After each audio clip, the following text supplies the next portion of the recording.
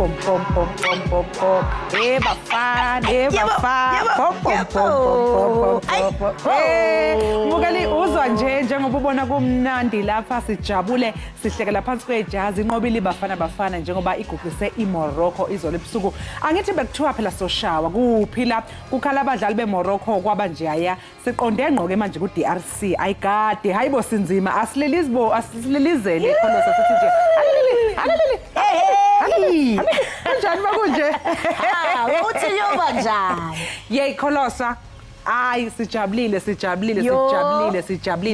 like literally ngikhalile bro like I'm like oh my god I can't believe this is khabeki imali apha etafileni ubonisa uvuyo lwakho saze sayiqhenya ngeBafana Awu siyabulisa babukeli kwindawo ngendawo enisibukele kuzo ngenene namhlanje mbukeli sivuka sinemincili siqhela ixhwane andazi basebenza ntoni namhlanje funeke kube yibrayi Friday selisondele sibamba ngasibini mbukeli ngokuba ninathi kaloku kwindawo ngendawo siyanibhotisa sinamkela kwinkqubo eniyithanda kunene Ekhaya Jikelele yimincili namhlanje mbukeli kwaye ke kuninzi esikuphathele kona ndixelela kaloku ezemidlalo eziqhubekayo apha ekhaya naphesheya malwandle singalibali kaloku iBafana kuba kaloku ngenene namhlanje inkqenkqeza phambili iyabuya intshinga apha ekhaya sithi wuntshu Bafana timloke unonkanyezi inkanyeze nomsantsa phakathi kwezinye uMahle ngothi umazipho mamshukuma umazondwa ngezakhe mbukeli imincili sawuba nayo kude siyovala ishow masijonge eziphala phambili kule yure.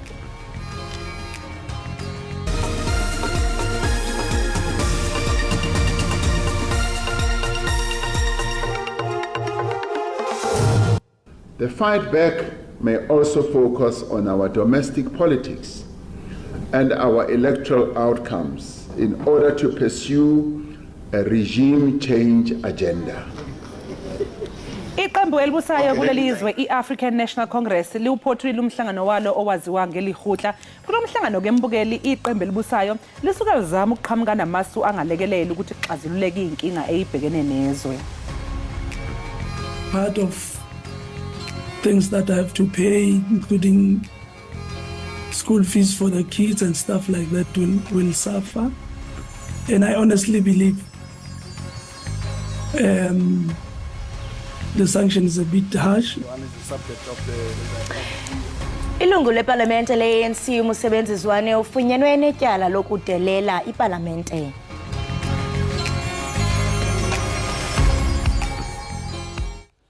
Uphathuliwe izolo umhlangano weANC owaziwa ngelihutla nokungumhlangano obubanjelwe eBedford Hotel eBoksburg kusukela ngomsombuluko.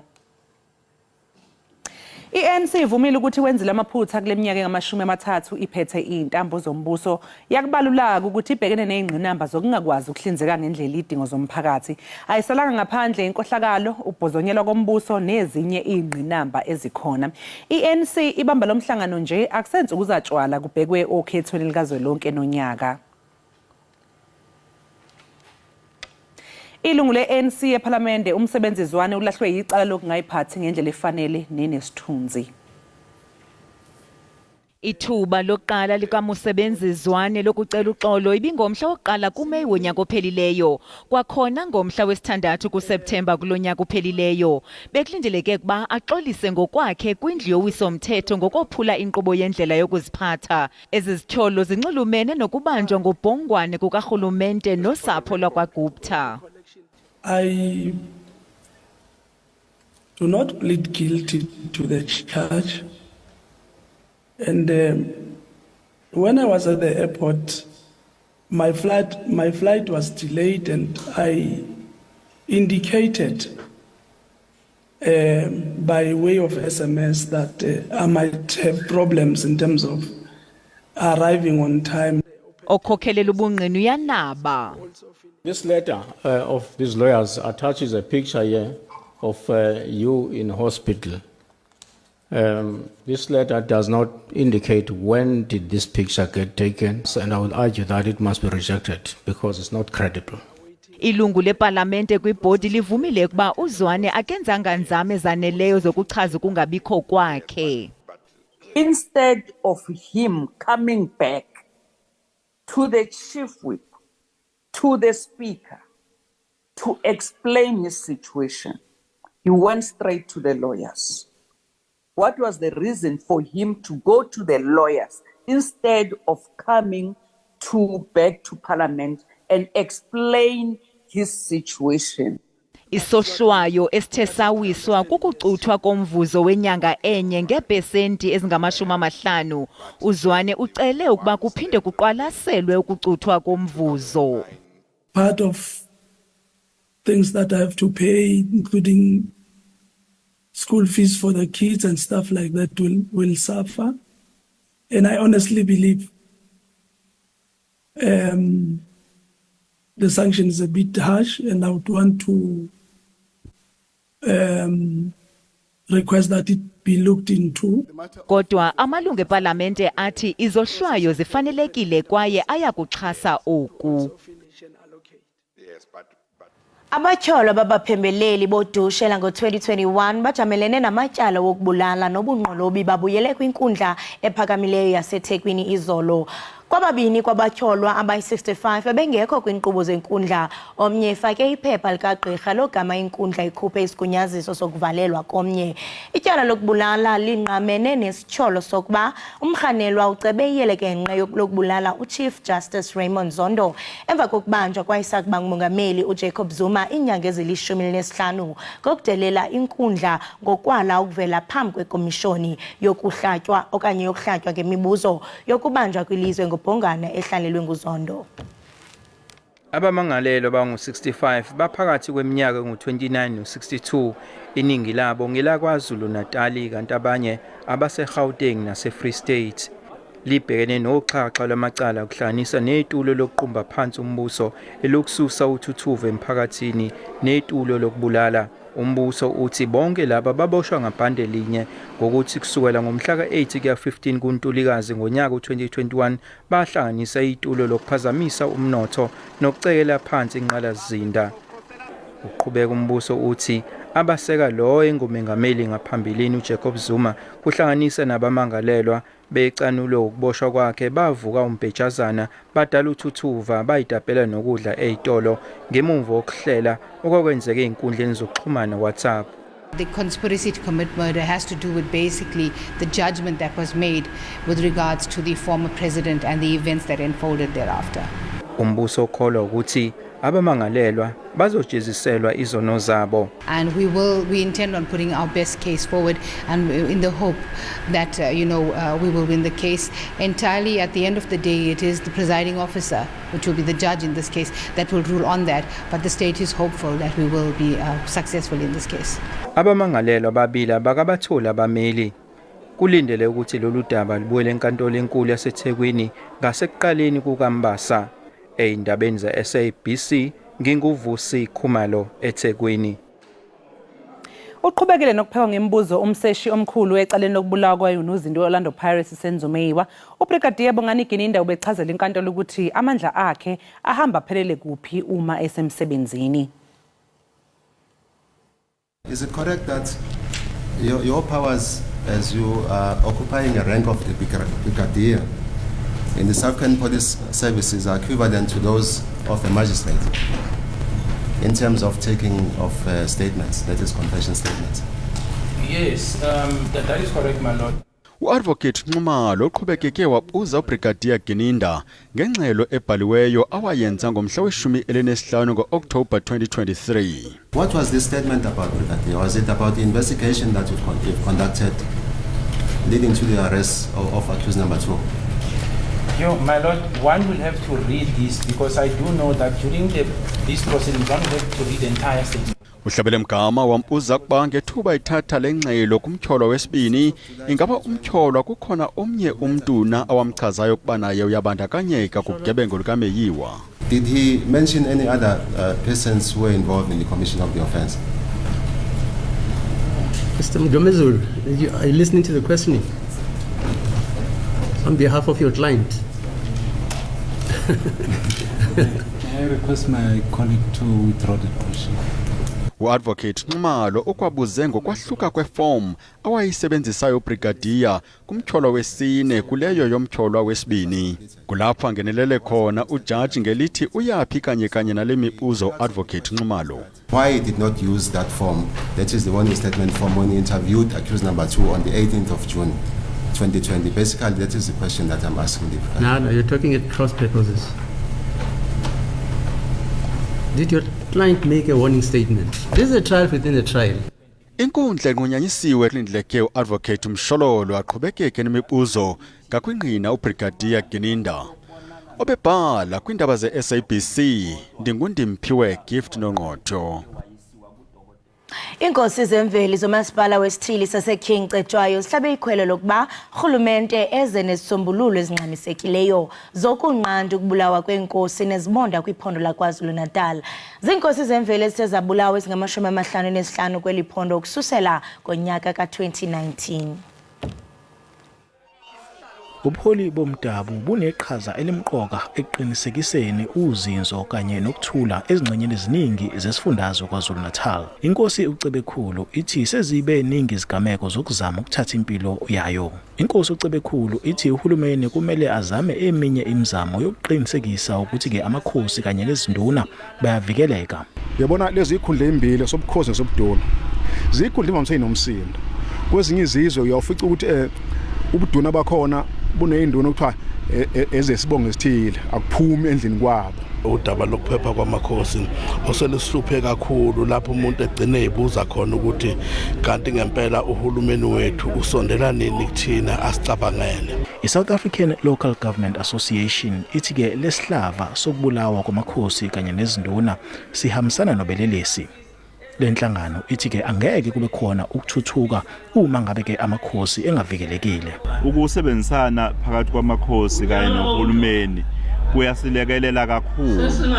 Kusilekelela kakhulu ngoba ixazululo ngempela singayithola ngokubambisana.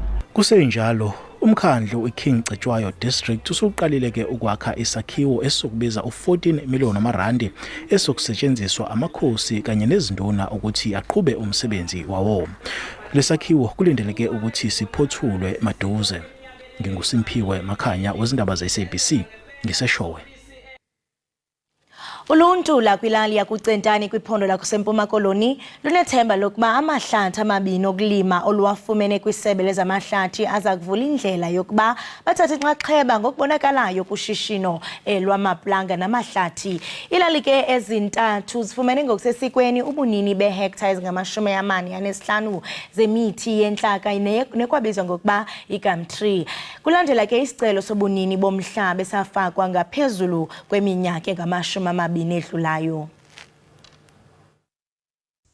Olungenelelo lubonwa njengendlela yokugxotha ikati eziko kubahlali balommandla.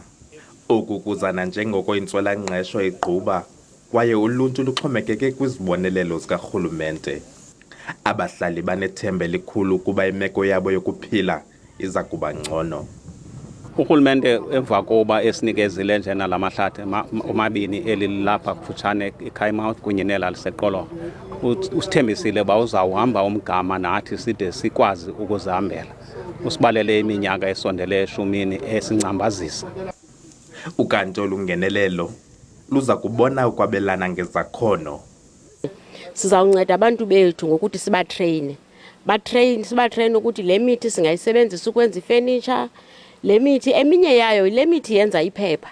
Siza kubatraina nokuthi iphepha lenziwa njani nasawugqiba sibancedise ngokuthi sizise osiyazi sizise ne-investors kuze baze bazokubancedisa ngokuthi bayimakete yonke lento zoba beyenzile apha. Then ngaloo ndlela leyo sabe sikwazile ukulwisana nendlela ukuthi abantu bethu bafumane ukuya emlonyeni. Kusenjalo urhulumente uyazibophelele ekukhawuleziseni inkqubo yokunikeza ngomhlaba kwabo bawudingayo. Abongile Yankisi kwiindaba ze-SABC kuCentani.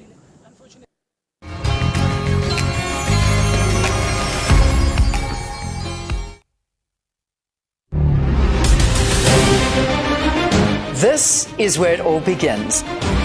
The program that breaks the news of the day and reflects on what South Africans talk about. Morning Live is rich in content and is driven by dynamic reflections and analysis. And that is your heavy rains, very cold afternoon temperatures. This is where facts and the truth always win the day. We get the newsmakers and ask the uncomfortable questions. And revive the defense of their title.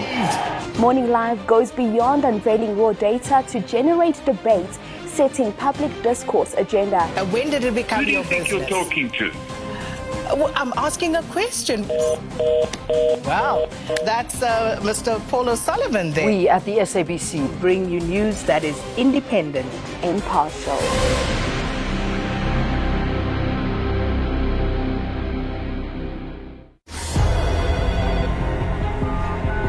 South Africa. What's on your lips? What sort of issues keep you up at night? Do you feel your own life is no longer in your own hands? You need a place to ask for accountability.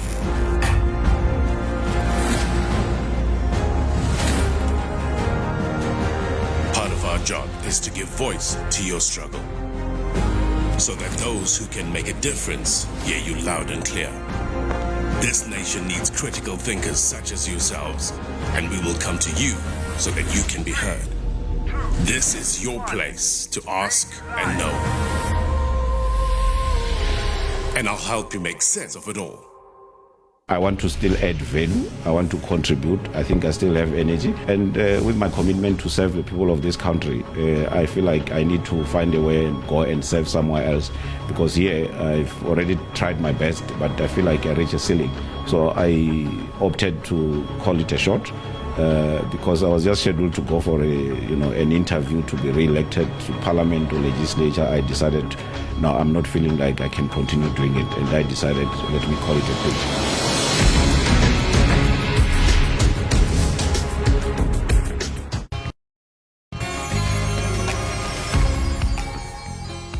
Enkosi kakhulu ngokuhlala nathi nisasibukele apha ekhaya Jikelele. Umphathiswa wemfundo ephakamileyo ugqirha uBlade Nzimande ubongoze iikholeji zoqeqesho lobugcisa nobuchwephesha iTVET ukuba ziqinisekise ukuba iziqinisekiso zemfundo kwezi kholeji ziza kwenza abafundi baqesheke kwaye bakhulise uqoqosho. Umphathiswa uNzimande ke ukhalazela ukuba iziqinisekiso ezinikwa abafundi kwiikholeji zeTVET zibonisa ukuba azihambelani nemfundo zoqoqosho lwelizwe. Ngaphezulu koku ke mbukeli zikholeleka ekubeni uninzi lwabafundi abaphuma kuzo bazibone bebambeke emakhaya bengafumani imisebenzi. Qona banzi ke ngalomba siqhagamshelana nengcali kwezemfundo kwicandelo lekholeji zeTVET umnumzana uZolile Zungu osuka kwiUniversity yaKwaZulu Natal. Masikubulise sikwamkele mnumzana uZungu, sibambe ngazibini ke xesha lakho. Ngiyabonga nami msakazi ngokuthi ningineze ithuba lokuthi ngizocobelela ekhaya ngendaba zama-TVET. Enkosi kakhulu. Ndiyafuna into yokubana siqale ngalombuzo into yobana zeziphi mhlawumbe izifundo neziqinisekiso abafundi abaxhotyiswa ngazo ezibangela ukuba isebe lemfundo ephakamileyo ikhalaze ngelithi akukho ngqesho yabafundi nophuhliso loqoqosho. Kungenzeka ukuthi inkinga ekhona ukuthi izifundo ezikhona njengamanje ema-TVET azihambisani nezidingo zesimo somnotho zase-South Africa.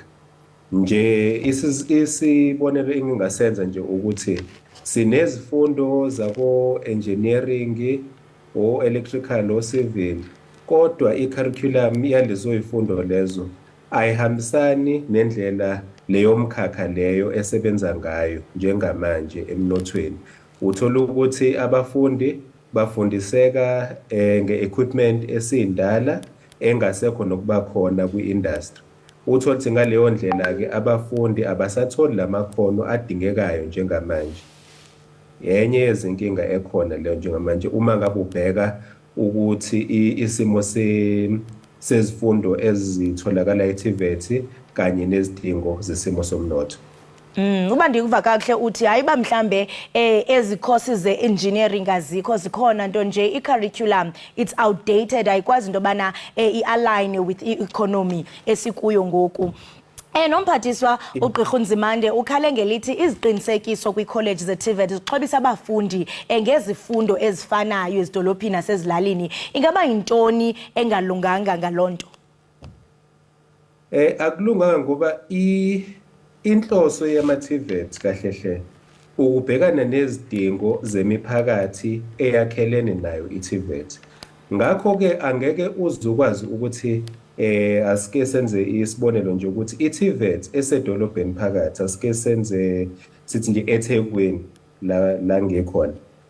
Ubese uthi izifundo zakhona ezihambisana nesimo somnotho saseThekwini banezimboni khona kanye neminye imikhakha engadinga ukuthi kube nezifundo ezibhekelele nayo leyo mkhakha leyo khona eThekwini phakathi. Ubese ke uthatha i-college mhlambe ezoba semakhaya asithathe sithi nje eHlokozi. Hlokozi kusemakhaya imboni ekhona nje lapho kakhulu i-agriculture.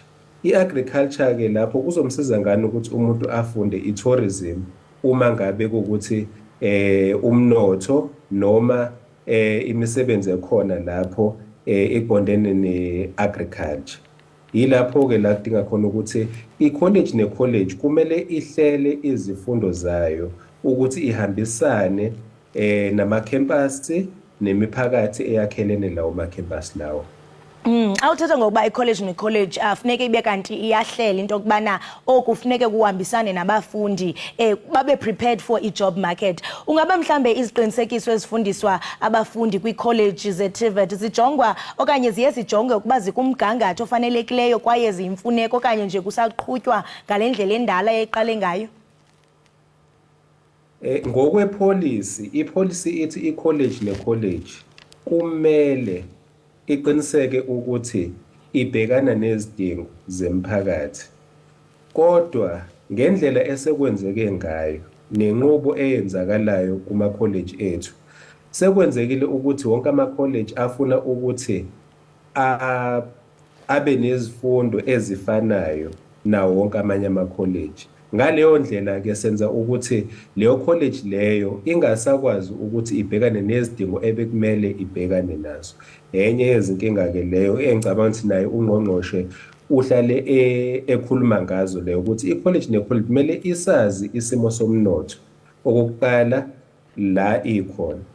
Le yesimo somnotho se-South Africa jikelele sizolungiswa ukuthi imnotho esendaweni zasemakhaya ilunge uthola ukuthi indawo nendawo i-college ne-college ibhekana nezidingo zayo lapho ikhona. Xa kufumaniseka mnumzana uZungu kuba zigcwele i-university ezithathwa ngokuba ngamaziko asemgangathweni imfundo ephakamileyo kungekudala besiva into kubana napha eMntla-Koloni i-university bisisho into kubana ayisa-athathi i-registrations because sele kugcwele.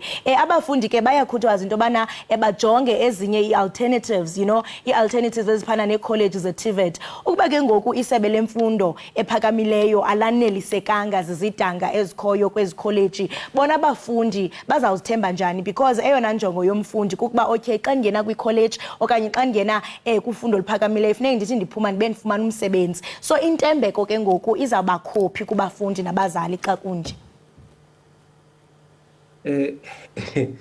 Ngiyacabanga msakazi ukuthi umbuzo esesizibuze wona njengomkhakha wa-education la South Africa isikhathi eside. Ngathini i-solution yalo mbuzo lo inengxenye eziningi kumele zihambisane. Okokuqala yebo izikhungo zemfundo ephakeme ama-university anenkinga ukuthi awasakwazi ukuthatha noma ukuba nezikhala zokunikeza abafundi amathuba okufunda.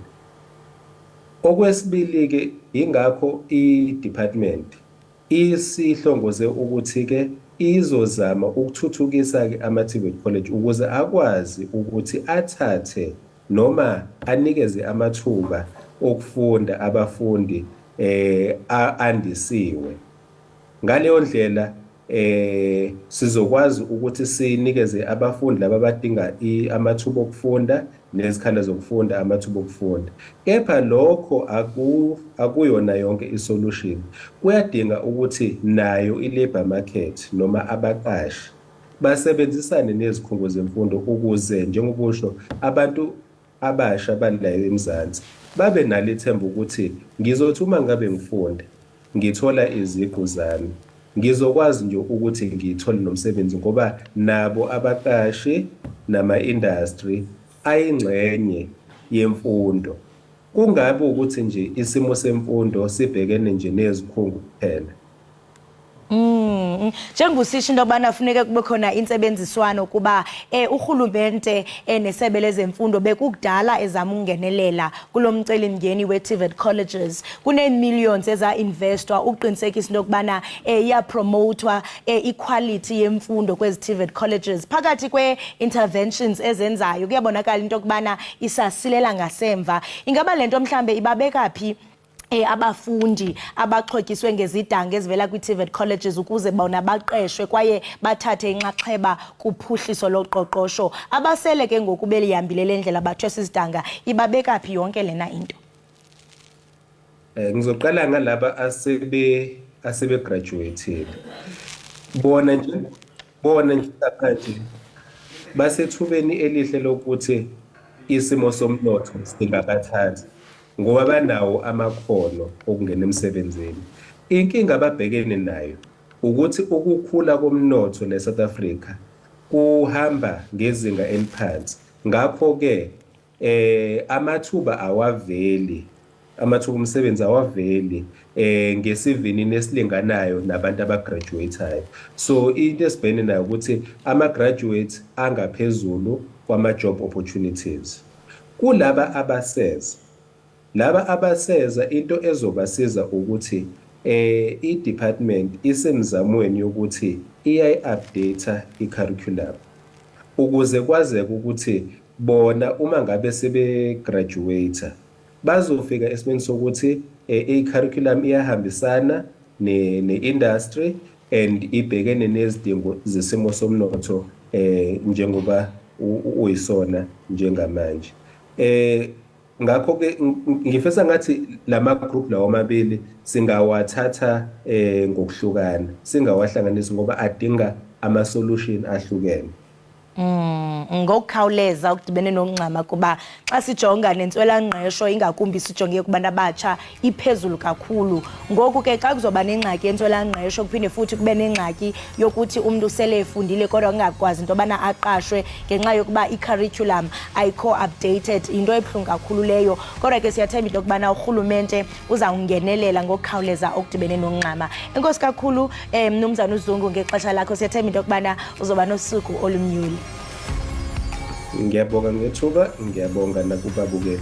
Enkosi kakhulu. Lo ke mbukeli ebesithetha naye ibinguye uMnumzana uZolile Zungu, ingcali ke kwezemfundo egxile kakhulu kwi-college ze-TVET. Usicacisela kanzi ke ngokuba ezi college ngaba mhlambe zinika abafundi isidanga esifanelekileyo kusini na okanye ke kukho into efuna ibe kanti iyalungiswa. Mathi siqhubeke mbukeli sibhatala amatyala, ungagungqi sabukele ekhaya jikelele.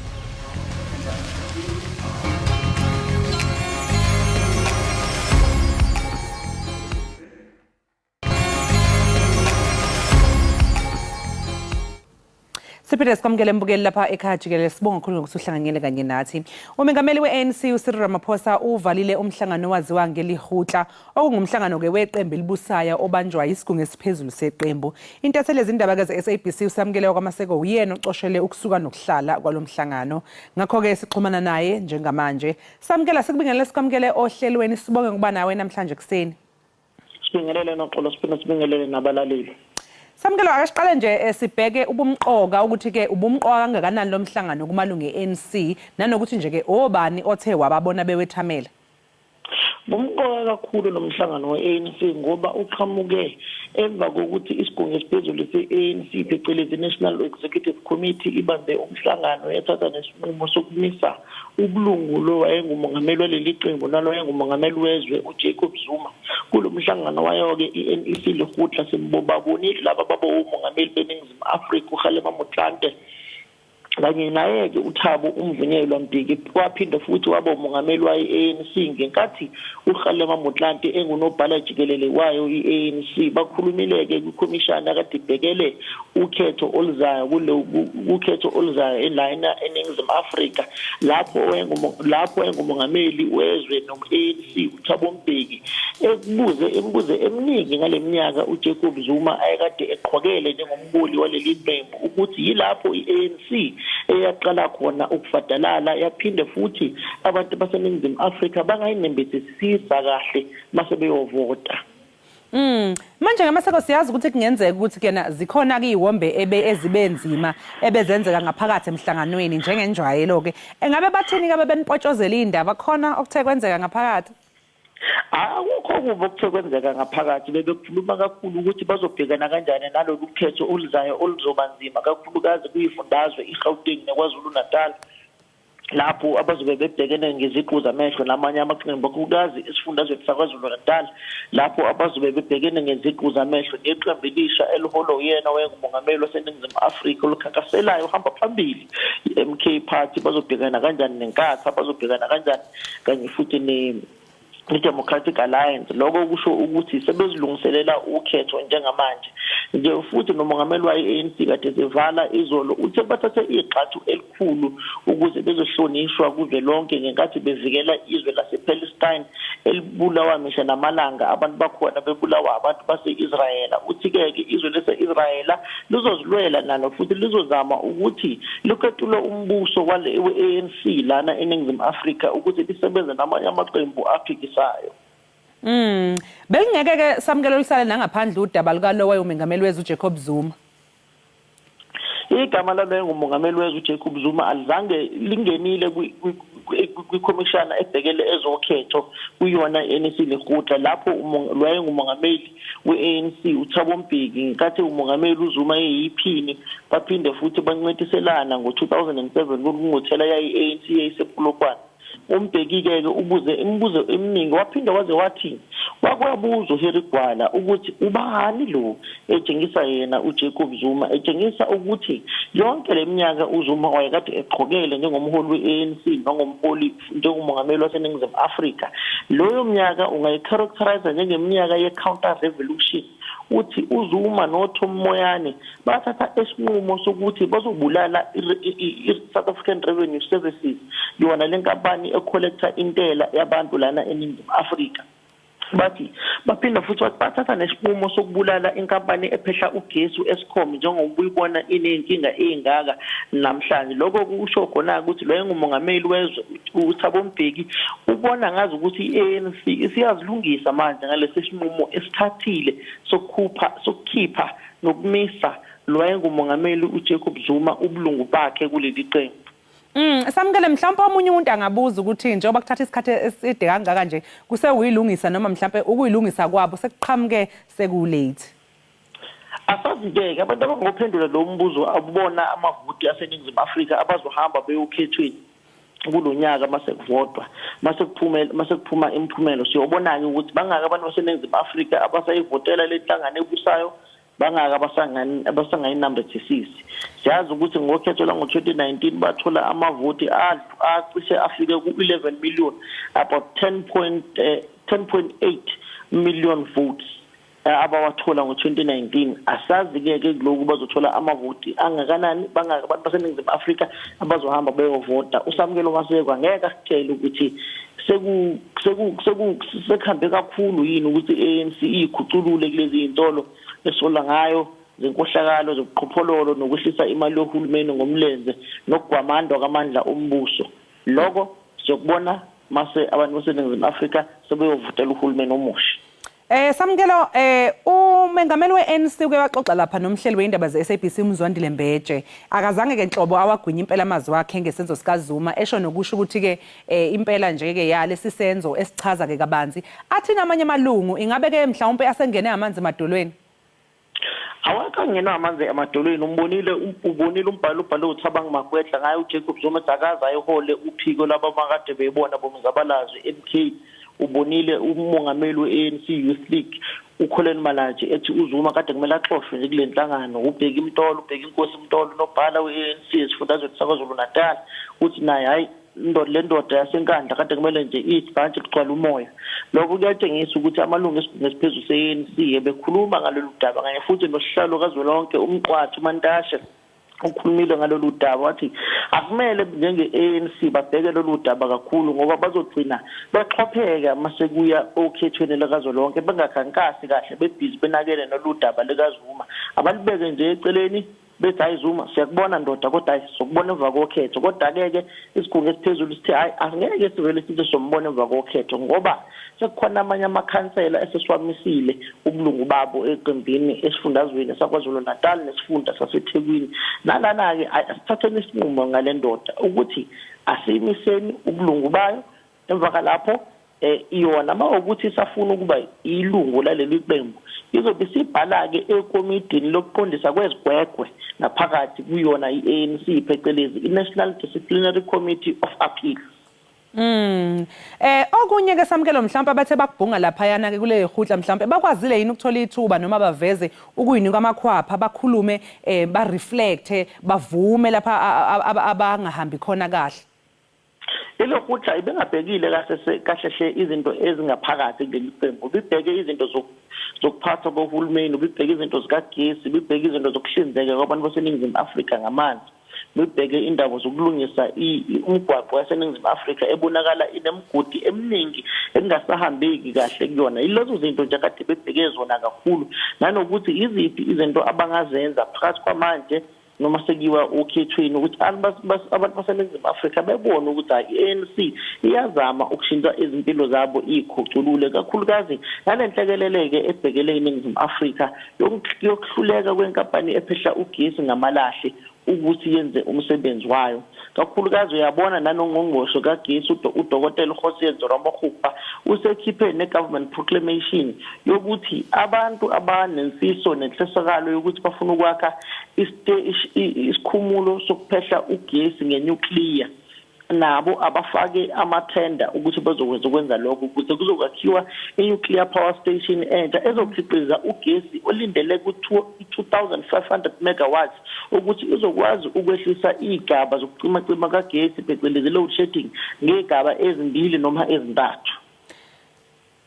Samkele uma ngabe usukhuluma ngayo udaba lwenuclear ngizokhumbula ukuthi nje umnumzana uZuma wake wakhuluma naye ngendaba yenuclear sawumengameli abantu ke bamhlaba bamhlikiza sebeyajika manje sekubona sekuyabonakala ukuthi mhlawumbe indaba yenuclear iyona engasolva lenkinga yogesi lapha eNingizimu Afrika. Baxolo nje masikhuluma iqiniso uZuma abantu babemhlaba bemhlikiza ngoba bebebona ngazo ukuthi basola ukuthi kuzoba nenkohlakalo enkulu kuleyo lo tender lokwakha inuclear ngoba wayefuna ukusebenza nezwe lamaRussia.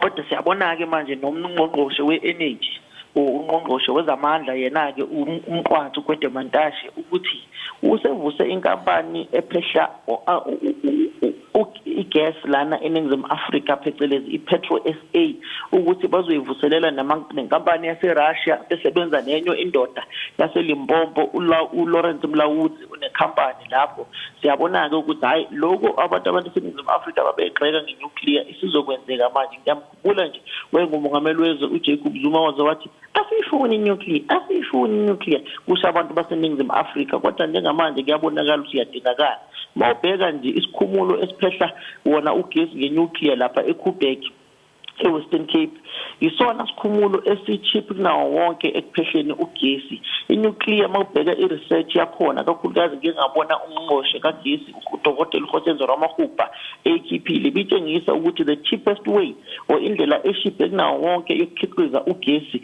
iyona inuclear ukuthi nje iyona ke kumele uqaphele kakhulu ngoba ingabalimaza abantu maningayenzanga kahle. Njengoba ke ebesevala lomhlangano umengameli weANC Samkelo uthi imbangi angeke zizeke ziyehlule iANC. Ubonakala nesibindi umengameli weANC Samkelo. Hayi ubonakala enesibindi, ubonakala njengomuntu osekulungele ukuyempini, ubonakale ngokuthi athathe yona ke impi ebhekene neIsrael ayibambe ngeimpondo, kufana nomuntu ozolwa nenkomo vela ayibambe nje ngeimpondo zayo. Noma uzobona ibhafalo mali yempini, ubona lo moya ophuma emakhaleni. Hayi ngiyambona ukuthi uthukuthele ugane unwabo, usekulungele ungena ensimini alwe nalaba abafuna ukumkhipha ezintambeni zombuso, kakhulukazi amaqembu afana noEFF, amanye afana noDA kanye naye kumnomzana uZuma neqembu lakhe elisha iMK Party. Bathi hayi madoda azilime ziyetsheni siyohlangana ensimini ukuthi liyobonakala ukuthi yipi eyodla umhlanganiso mase kufike ekuphetheni. Hayi kuyobonakala ngempela ke mase ngabe sekufika isikhathi salukhetho ngempela ithi yipi eyodla umhlanganiso. Sibonga kakhulu ke Samkele ngesikhathi sakho, sikufisela usuku oluhle. Sibonga kakhulu noxa.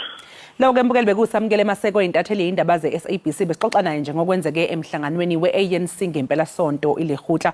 Okwamanje ke mbukeli ke siphosa amehlo ke sibheke ukuthi kumi kanjani lapha kwisimo sezulu.